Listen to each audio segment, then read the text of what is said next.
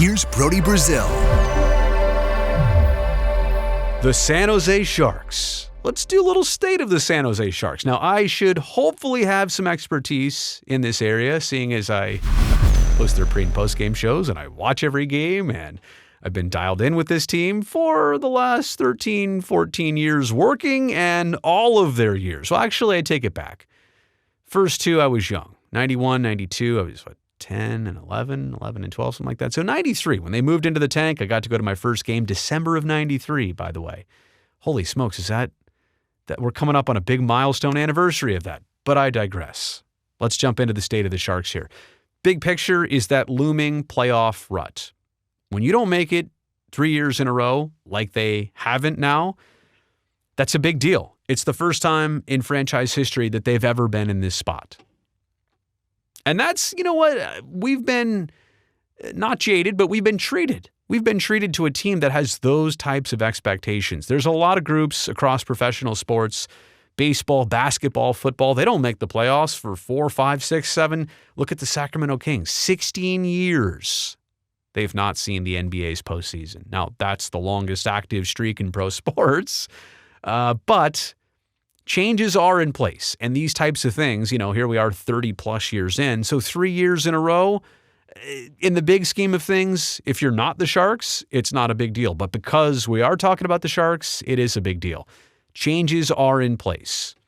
Hockey operations staff that looks dramatically different, and no disrespect to the prior regime. They did it so well for so long. You feel like the franchise may be paying the price of that success a little bit right now.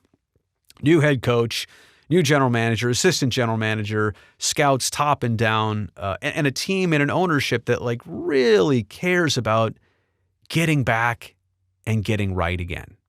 So, yeah, frustration in what's happened, but I think trust in the fact that the right people are at the helm and will get you back there. They are passionate about this as you are too.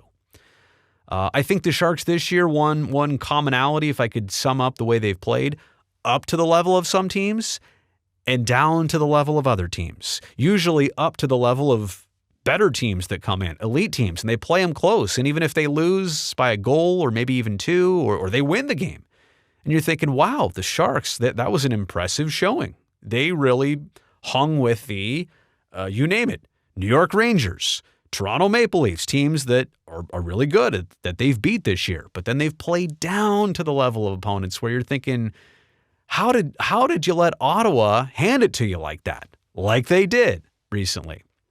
So I think inconsistency, frustration in that regard, but let's be honest, that's something that usually goes with being a team that's not put together how you want it. And I think we see that with the Sharks. They're also not searching for what's going to just get them right and get them through this year. I respect it. This is a franchise that's searching for long-term fixes here. In a sense, when you look at the prospects they have right now, several miles away with the San Jose Barracuda, they've chosen to keep them there and not bring them up. Bringing them up might be a short-term fix, but keeping them together might be a better long-term solution for sustained success for the Bordelots and Eklunds and Coes and Merkleys and beyond. So I get it. I like what they're doing. I like the fact that they're doing things here. They're doing something. And by the way, that Barracuda group, it is a team to keep your eye on. We're fortunate that they play so close, that a lot of their games are now streamed and televised, so you can check them out easy, and the stats are right there. You can keep tabs. I mean, you should honestly go see them in person to literally keep tabs on them.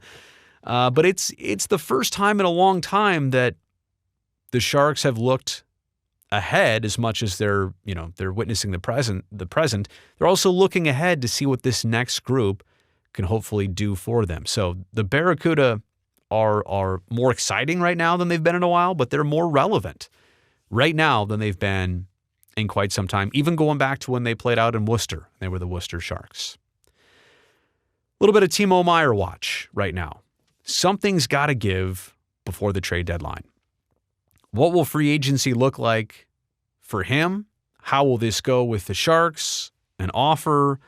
What else might be out there for him? I just think if you're San Jose, you got to handle this one of two ways. You have to know that you're going to sign him if it's after the deadline, if you're keeping him, or maybe you trade him before that. And Timo, if you see this, you know how much I like you. I hate doing that. I hate talking about you like this. But it's one of those situations where I think he recognizes it. Something has to happen here. The Sharks have to get their value out of this situation somehow. The value of keeping him would be my preference. But the value of a return and a trade situation, if you're not going to keep him, then you at least have to get that. But I also want to say what makes this such a complicated situation for Timo and everybody else is that there is not currently a lot of cap space right now. It's a hard cap in the NHL, and I don't know how much it'll even go up from this year to the next year after that.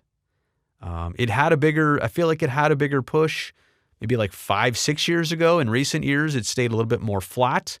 So I don't know what the cap space for the Sharks, and we're only talking a couple million if it does go up, but they're already pretty much slammed at the top of that cap anyway. So how do they create flexibility for options and decisions and moving forward? I really don't know. That's definitely part of the big picture, though. So the prognosis for the Sharks goes like this. They have some really good carryover pieces from what I call like the last era or the last push of the team, basically like 2019, the Carlsons, the Coutures, Vlasics. There are a lot of players that have persisted from the old group, right? And let's just say the Pete DeBoer era. So even before Bob Boughner, but the DeBoer era, basically. But this group, it could use the blood and the life of a couple new centerpieces. Whether those are centerpieces that you bring up through your system or you acquire some other way, it just does feel like that. And granted, like we're just getting started with the Mike Grier tenure as GM, so we'll see what he does and how he does it. He's got some tight corners to navigate around at this point, but this is a franchise, I think, that could use, some new centerpieces. Like, we were so fortunate. Think about this. Joe Thornton and Patrick Marleau. And when Danny Heatley came in, and Dan Boyle came in, and Rob Blake came in, and it was, one after the next. And Joe Pavelski turned out to be who he was, and people loved Ryan Clough. But you need more centerpieces like that. You need to get back to having some of those for the future. I go back to patience and process. It's hard to be patient, right? When this team has done what they've done and they've always been a playoff contender, having patience is difficult, but doing this process the right way, not rushing it, not trying to temporarily have one good season and then revert to struggles again. Nobody wants that. You got to build for, another 11-year run of postseason appearances. And then let me just point this out. I don't know the odds of the Sharks getting a really good pick. Number one, I would never say to aim for that specifically. If it happens organically, great. Even if you get a high pick, and the Sharks, depending on where they finish and the lottery, how it goes, it's supposed to be a really good 2023 draft class. Now, what does that mean? That player may not even be around until 25 or 6, but you got to keep that pipeline flowing if you're the Sharks. So let's hope that this playoff rut of 3 years doesn't get too many numbers higher than that.